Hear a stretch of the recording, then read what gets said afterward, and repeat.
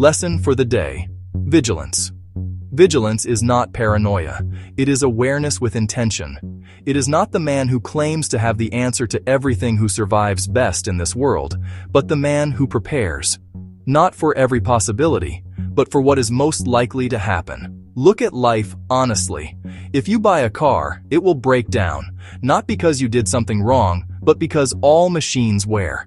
The vigilant person keeps oil changed, listens for new sounds, watches the dashboard, and saves for repairs before the breakdown happens.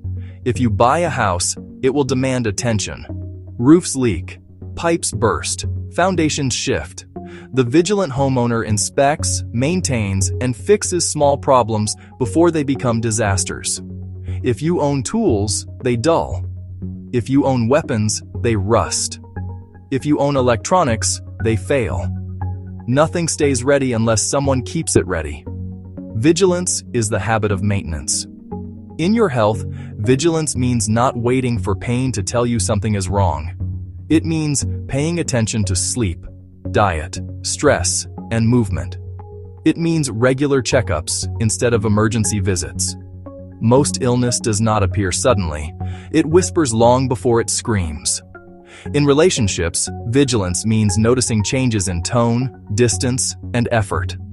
Friendships fade when ignored. Marriages weaken when communication stops. Trust erodes when small problems are dismissed instead of addressed. Vigilance does not assume betrayal. It prevents neglect. In business, vigilance means understanding risk. Cash flow dries up. Clients leave. Markets shift. The vigilant person saves, plans, diversifies, and prepares for slow seasons while things are good, not when things are already failing. In finances, vigilance means expecting the unexpected. Cars break, medical bills come, jobs change. The vigilant person budgets, builds emergency funds, and avoids living at the edge of collapse. In personal safety, vigilance is awareness, not fear. Knowing your surroundings, trusting your instincts, avoiding unnecessary danger. The goal is not to live scared, it is to avoid being careless. And when you bring a life into this world, vigilance becomes a duty. A child does not need a perfect parent, they need an attentive one. You prepare for danger before it arrives. You teach before mistakes become habits. You protect before harm becomes trauma. Vigilance is knowing that innocence does not equal safety. Even in character, vigilance matters. Bad habits grow quietly. Complacency creeps in slowly. Discipline weakens one skipped day at a time. The vigilant person checks themselves, their anger, their pride, their laziness, because internal failures often cause the greatest external damage. Vigilance is not about expecting the worst. It is about respecting reality.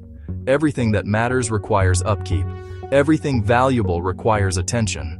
Everything alive requires protection. The man who prepares is not anxious. He is calm because he has already considered tomorrow. Vigilance is foresight in action.